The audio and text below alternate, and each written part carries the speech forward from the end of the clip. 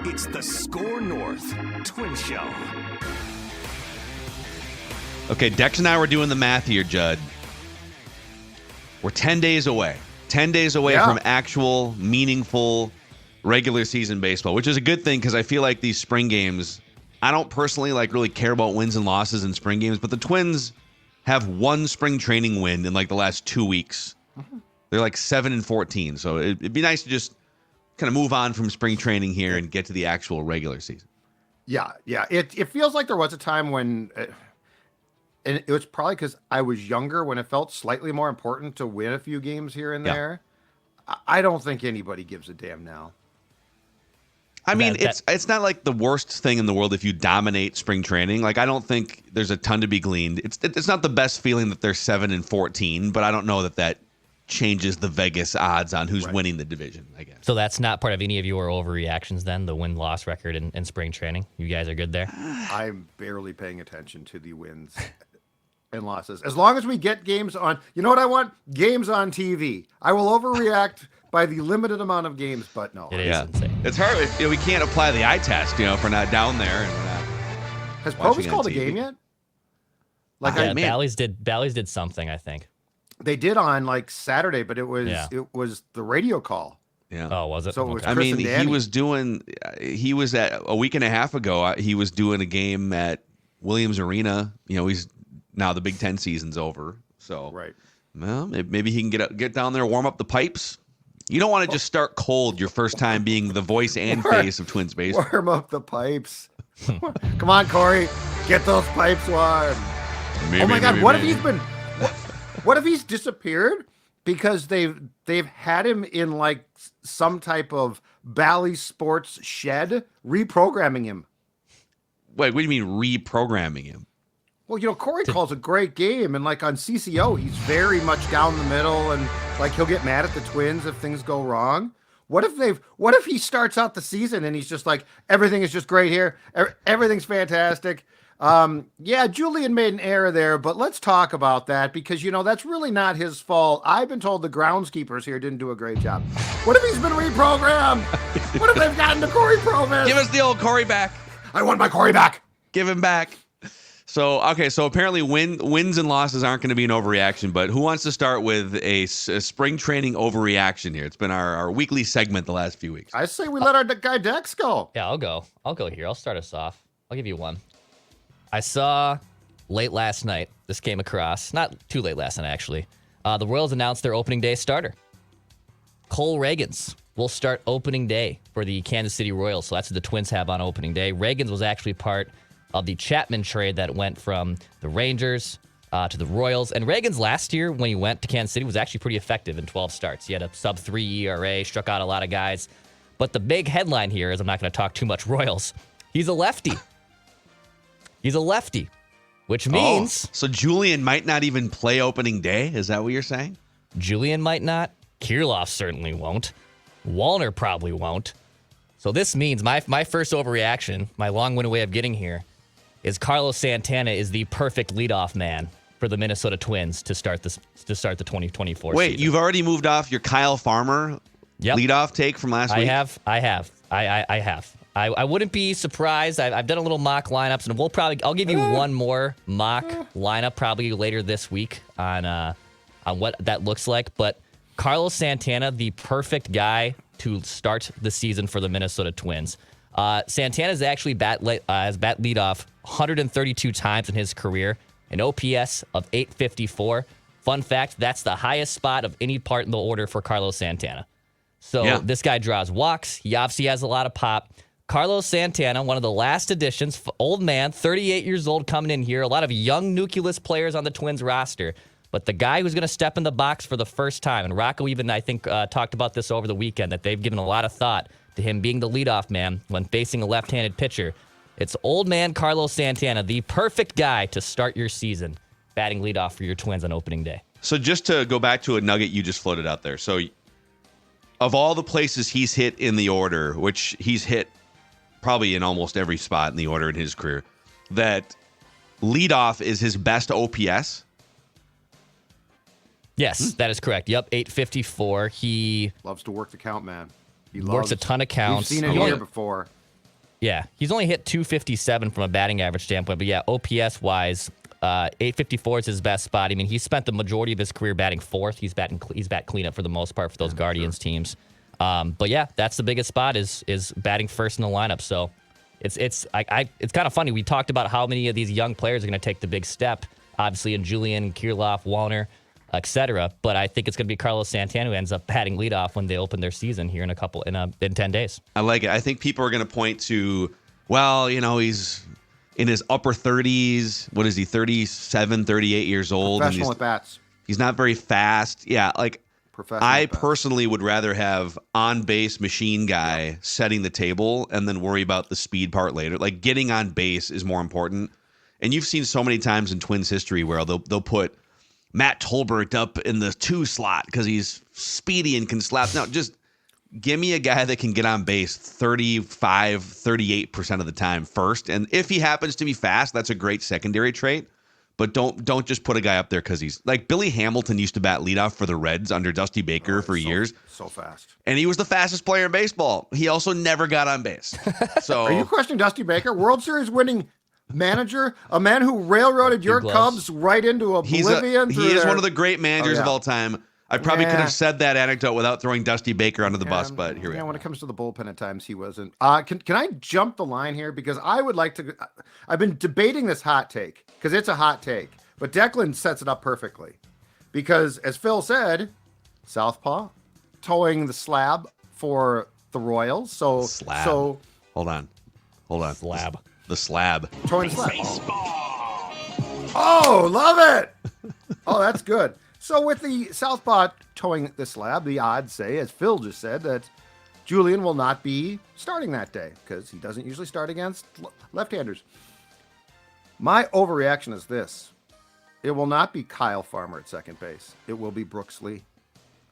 Wow. Brooks Lee is making... Look. Wow. How ready? These are overreactions, folks. This is a safe space to overreact to what we're seeing in spring training, okay? This guy has done everything that you've asked in spring training. And I know spring training is spring training, and we can quibble about successes as well as failures.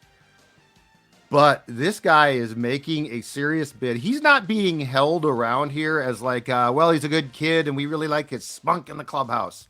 He is putting on a show. He went to Dunedin yesterday because it's a long bus trip and played shortstop because obviously Carlos Correa was not, right? That's the town that Judd Zulgad built, by the way, Dunedin, Florida. Love Dunedin. On St. Patrick's Day, I'm going to tell you right now, God. that Irish town, they are down in the brewskis. It's fantastic. I have been there myself on St. Patrick's Day. Don't remember a lot of it, but Brooks Lee does.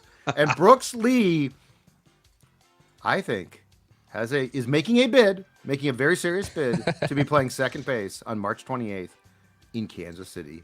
He has had a wonderful spring. He was quoted over the weekend. So he had a homer and a triple. I think it was his first spring training home run, but he's just been knocking the cover off the ball. And he was asked by one of the reporters down there, do you feel like what's the feeling that you're mashing here and there's still a good chance you start at AAA? And he said all the right things, and he said, I'm even more excited now. It's like even makes the path even clearer for me to go down to AAA. He's not. Some guys get real sour about, and I had been around a couple players. I won't throw them under the bus, but there was one player in particular that wound up being a really key contributor for the Twins for years and years that was like inconsolable at the end of a really good spring training when they said, now we're going to start you in the minor leagues. I think Brooks Lee is kind of, hey man, whatever. I'll go down. If you want me to go mash at AAA for a month, that's cool. If it's 2 months, that's cool. And we'll see what happens. If and when he cracks the 26, whether it's for opening day like Judd is overreacting to, who goes off the roster? Is it Farmer? Possibly. It's probably not Castro, right? Because it's so tough because I think it's more like Farmer. You have really good infielders, and you're trying not to bump. Like I want to see Kirilloff. Kirilloff actually has been really good the last couple weeks. Like I'm not. Do you take Wallner's roster spot? Because you got outfielders. You have Castro that can play the outfield. You have Margot that can play the outfield.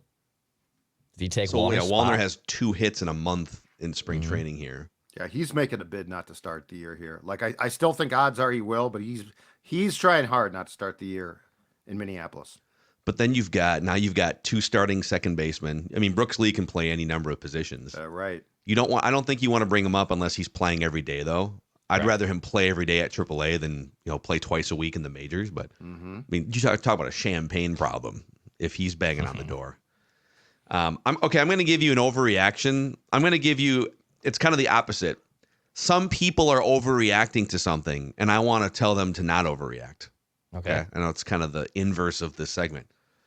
Pablo Lopez in 4 spring training starts. I need the music too. I don't even know if I can continue until the music. Yep. Okay. There you go. He has a 7.07 ERA and 6 home runs allowed in 4 spring training starts. And I see some panic out there. Don't panic. Irrelevant. His velocity is the same. He's still throwing 94.5, 95 miles an hour. His strikeouts are still there. And it's a spring training sample size. In fact, he's a veteran enough pitcher where he might just be out there working on stuff that has no connection to the game situation. I wouldn't be surprised if he's out there, I'm just going to throw a few extra fastballs today because I want to get my fastball grip down or command. So for anyone that's overreacting to Pablo Lopez, 7.07 ERA and 6 home runs allowed in 4 starts, take a deep breath, calm down. He's still one of the 10 best starting pitchers in all of baseball. Yeah, I saw in the start that he made on Saturday against Tampa Bay, in which he gave up the 4 solo home runs. I saw him also say post game that he couldn't throw one of his pitches because of a finger problem. There's things that he is. Yeah, I think this is one of those ones. Pitchers in spring training, especially guys like this, are so hard to judge because they literally use their starts just to practice things. Yeah, I also think if there's a couple red flags that would matter and we aren't seeing them, a dip in velocity would be a red flag, especially at this point where, we're 10 days out and you're throwing 89. That'd be a problem. He's not. He's throwing 95.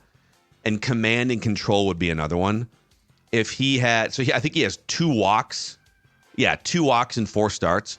If he had 7 walks or something and the velocity was down, okay. I've decided to be wild. Now we can. You know what I've decided to do, Rocco? Throw slower, and I am wild as hell. What do you think of this? 6 hit batters. I think. Yeah. I'd be asking some questions, but I am not at all concerned about this one.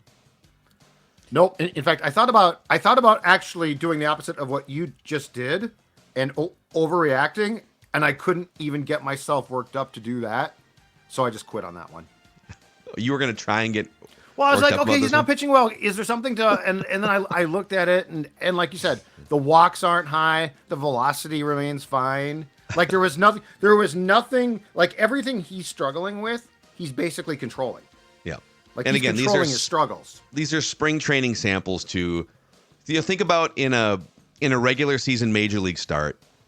You're going to go out there. You're going to throw 90 pitches, 105 pitches. You're going to be out there for 6 or 7 innings. You might have a bad 3rd inning. Oh, boom, 2-run homer. Or maybe it's a 3-run homer or something. But then you get the rest of the game to sort of get back on track and still finish with a quality start or something. Right. Spring training, you're going out there for 2 innings and then 3 innings. And I think he went was it 3 or 4 in his last start? So a bad inning is going to inflate your ERA and make it look way worse. Mm-hmm. So just deep breath, calm down. You guys want to do another round? We can do another lap. I got another lap for you. I can do another. I for sure have another one. Yep. Okay, Declan. Next one for me. Every other pitcher in St. Paul is a more reliable option than Anthony DeSclafani making a trip in the rotation. Wow. That is my overreaction. The DeSclafani slander on this podcast is quite aggressive. Now?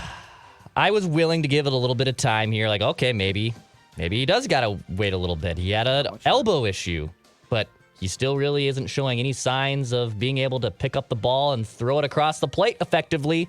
So if it's Louis Varland, if it's David Festa that gets called up, for God's sakes, is Randy Dobnak going to be able to throw a baseball for the Twins at some point? DeSclafani got thrown in as like this add-in from, two different teams at this point as he's made his way to the Twins. Yeah. And the Twins won't need a fifth starter till basically the third week in the season. They have off days built in from their first, obviously, opening series with the Royals. They obviously have an off day built in between their home opener against the Guardians. And then they do have a run from April 6th through the 17th. They don't have an off day, so they will have to have a fifth starter in there somewhere for a few starts. But Anthony DeSclafani, this is trending already in the wrong direction. I wouldn't be surprised at all if they just start him on the injured list, and maybe they just have a couple spot starts that are made from Varland or Fester, whoever it is from St. Paul. I mean, we need someone to do the research on the last 20 years. When you see a pitcher has a partially torn UCL or a UCL problem and doesn't get surgery, how many of them make it through X amount of time, like a season or 2 seasons, unscathed? Yeah. Well, pretty rarely. And plus, it's the with this guy, the double whammy too, because DeSclafani was what's up? Put some respect on that name. DeSclafani? DeSclafani. DeSclafani, as Phil Howell drops out. I think he was so upset at you, he just had to leave. It's close enough. It's close enough. But he's been double whammied because he was thrown into 2 trades. You know what happened? Phil made fun of me. That was weird. You know why? You know why? I'm not making fun of you. The internet. I'm not making fun of you. This guy deserves respect when he shows us respect by pitching competently. And at Declan's point, he hasn't pitched competently yet because he can't pitch at all. But he hasn't pitched incompetently yet. But he basically has been thrown into 2 trades with cash. So take him. No, you take him. Come on, Giants, you take him. All right, hold on a second. Hot potato, Twins, you take him. It's the musical chairs of pitching. But the Varland thing, I think I think this is how Varland gets his chance. I really do. We may have been, I feel like all of us, mostly who watched him pitch out of the bullpen, wow, let's just leave him there, right? And okay, he was kind of a little shaky as a starter. He was also really young in his starting career. But there's a chance. I mean, his stuff plays as a starter too, and it has in the minor league level. So I'm coming around to I really wanted him just as a flame-throwing late inning guy. But you know what? You can always pull that lever at any point. You can pull that lever in June. Playoffs. You can pull it for the playoffs like they did last year. Yep. So I am curious to see starter Louis Varland with a great safety net of him just being your third best flame-throwing reliever at some point later this year. And plus now, the bullpen, so compared to when we started that discussion, the bullpen looks better now. So at the time, it's well, that makes a lot of sense because the top end of your bullpen was really good and the back end was more questionable. The bullpen now looks solid, but I think this is trending where he probably does start the season the first time that they need a fifth starter as the guy. I don't think it's that hard. Yeah. No. DeSclafani. He ain't gonna ain't gonna pitch here much. Not gonna pitch here much. Okay, I have another one it's the opposite. So I'm kind of breaking the rules here. It's something people are overreacting to that I question. I know. Just come on here and you've just I know. What is this? Well, but the segment is called Spring Training Overreactions.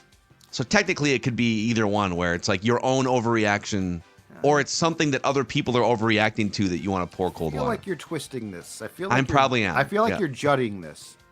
I think you're probably right. And you would know. Oh, I would do this. Yeah, that's why I'm mad props to you. What if I did this? So a lot of people are picking the Tigers to win the American League Central. I even saw, who the hell was it? Yeah, there was somewhat like a national talking head had the Tigers going to the... Trevor May picked him to win the Central. Trevor May. But he had him going to the World Series, I'm pretty sure. Oh, wow. Okay, I didn't see that. I think he had the Tigers making a huge run. Yes. Oh, my God. Wow. Okay. And so their rotation is really interesting. Kenta Maeda is likely, I think he's their opening day starter. I don't know if they've announced that or not, but 36 years old, he's still a good starting pitcher. Tarek Skubal is their number 2 starter, big strikeout guy, young pitcher. Mm-hmm. Jack Flaherty, 4 or 5 years ago, was on a list of, wow, bright, young, flashing star pitchers. He's got to get it back on track. But then the wild card in all of this is probably Casey Mize, who was the number 1 overall pick 5 years ago. And he is fully recovered from Tommy John surgery. So if he all of a sudden comes to the top of that rotation, but I would still say that anyone picking the Tigers to go that far, just let's deep breath, calm down here. I guess if you're looking at the Tigers and trying to find a way where like they're going to be a 90-win team, and look at the Twins and try and bring them back into the mid 80s, I don't know that there's that type of action happening in the American League Central this year. No, they're not. No, like, okay, picking them to win the Centrals a lot, picking them to go to the World Series. I love Trevor May, but that is preposterous. He's not the only one, by the way. There's a groundswell of Tigers truthers out there that believe this is the year that they make a big jump and become relevant again. Speaking of velocity, let's talk about that, because Maeda, there is a disturbing trend if you're a Tigers fan, okay? Uh-oh. His fastball last season, coming back with the Twins, averaged 91 miles per hour and ticked up a little bit to 91.4 in 5 starts in August. This spring, his first start, 89.3. Second start, 89.5. It's tough in today's baseball to be. Velocity's ticking down is what I'm saying. So who knows? The Twins might have sort of seen this coming. I don't know. But like that's the type of thing, to your point about Lopez, like that's something that you're not controlling. You're not like, I'm going to decrease unless you're working on something. So I just think that that's an interesting sort of at least a little red flag there with Kenta Maeda. You know what's crazy about 89 miles an hour? That used to be the average fastball for a starting pitcher not that long ago. Like 10 or 12. Crazy. If you threw like 90, 91, you were fine. It was the guys that threw maybe 85, 86 that got to be on the low end. And now it's like if you're throwing 90 or 91, you're on the low end. And it's like, oh, I don't know. Is this guy's stuff going to play in today's baseball? It's incredible. Yep. No. All right, here's my last one. Presented by our friends at Nicolay Law. Oh, That's Russ. right. Yeah. Sing it, Russ. Our guy, Russ, before we get to Judd's final overreaction here. So Nicolay Law has jumped on board across the SKOR North network of podcasts. The exclusive personal injury law firm of the SKOR North Twins Show. Now, Nicolay Law knows that when you or a loved one gets injured, ordinary life can come to a stop. Things can get complicated. And during that time, insurance companies are likely to pressure you, pester you. They don't care about your medical bills piling up. Nicolay Law does, though. They've seen every pitch insurance companies have to throw, and they'll be there to barrel that pitch up and hit it over the fence. I don't know where this analogy is going, but you can get Minnesota's local award-winning injury lawyers. Get Nicolay by calling 1-855-NICOLAY or go to nicolaylaw.com. Also, we're not like smart college basketball people around here, but we do like to fill out a bracket and pretend like we know something. And that's what we're doing at skornorth.com/bracket. It's the bracket challenge powered by Nicolay Law. And so we're going to give away prizes for first, second, and third place among the SKOR North audience that wants to play against us. The winner will be crowned on the Minnesota Sports with Mackey and Judd podcast. We'll bring you on, maybe do some write that down predictions and crown you. And the winner will receive also 2 VIP tickets, which are sold out, to the Purple Daily Draft Party on April 25th at the Fillmore. It's the SKOR North Bracket Challenge powered by Nicolay Law. Enter at skornorth.com/bracket. That's skornorth.com/bracket. Baseball. I might pick names out of a hat. I'm dead serious. I might pick names out of a hat. You should. You'll probably do well. You should. It'd be hilarious. Yeah. That's that, and that's where that's all I was going to say about the bracket. So yeah, I might pick names out of a hat. We'll see my Cinderella story. Yep. Thanks, Forrest Gump. That's all I got to say about that. Okay, my final one here is, I think it's an overreaction slightly, but I think it's rooted in something that is very possible, and it's this: the 2024 Twins will get the guy they signed in 2023, or thought they signed, in Christian Vazquez. Hear me out. So a year ago, they signed him to a 3-year, $30 million contract. This is a guy who has 2 World Series rings and had played in 31 playoff games. So like experience, good clubhouse guy, a good receiver, really moves around behind the plate. This is a guy that was being probably being counted on to play more than Ryan Jeffers.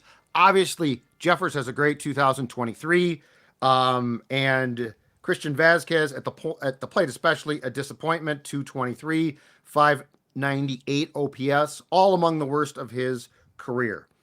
This offseason, he decided, one, to improve his conditioning. Best shape of his life. Best shape of his life, went from 215 to 208, installed a pickleball court in his backyard.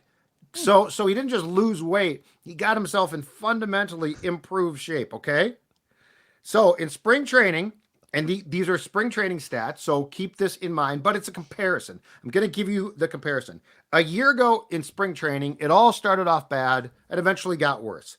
097, 152, 129, with 2 RBIs, no home runs in 10 games. In short, he was 3 for 31 at the plate. And that sort of, unfortunately for him, set a tone. This year, 7 for 25 at the plate in the same amount of games, 10 games. 280, 321, 400, a home run, 4 runs batted in. My point is, I think that there's this perception of, okay, Ryan Jeffers is going to play all the time. And we know for a fact that the Twins tried to shop Vazquez's contract in the offseason. They couldn't trade him. Oh my God, he's coming back. But what are you going to get? Not so fast, my Twins friends. I think Christian Vazquez has a very good chance to play more and contribute. And this is a great problem because it's not like, well, I thought Jeffers was going to catch 140 games, right? Yeah. I think the Twins might actually have 2 catchers that they can rely on, both of them, and that Christian Vazquez is going to be the player that the Twins expected a year late. Not to pour cold water on this because I appreciate the Judd optimism, but you're saying how much research did I just do? I mean, it was a deep dive. That's a whole research. notepad of Christian Vazquez. We were pulling those names out of a hat. What's the That highlighted was- part specifically? What that was a point The of disappointment emphasis. of last year, 223, 598. I mean, that's a really, really bad year at the But plate. just to summarize here, you're saying he lost about 5 pounds and plays pickleball now, so he's going to Lost explode. 7 pounds. Oh, 7 Lost pounds. 7 pounds. He lost 7 pounds, but his conditioning improved, and he also worked on his bat speed. He basically That's said good. his bat speed sucked, and he's That's worked it's a on that. problem. I'm just saying, I don't think he's going to be a bust again. Yeah, I mean, he makes $10 million. He's literally one of the highest paid guys on the team, right? Pablo Lopez, Carlos Correa, there's a couple others. I mean, he's up there for sure. 2 catchers, man. 2 catchers. So there you go. Some spring training overreactions here. We're excited to bring Trevor Plouffe on board to start his weekly appearances on the SKOR North Twins Show. If you haven't already, click the like button and the subscribe button on the brand new SKOR North Twins Show YouTube channel, which we just launched a couple weeks ago, and hit us with a 5-star rating and a positive review on Apple and Spotify if that's where you listen to your podcast. And we'll see you guys tomorrow.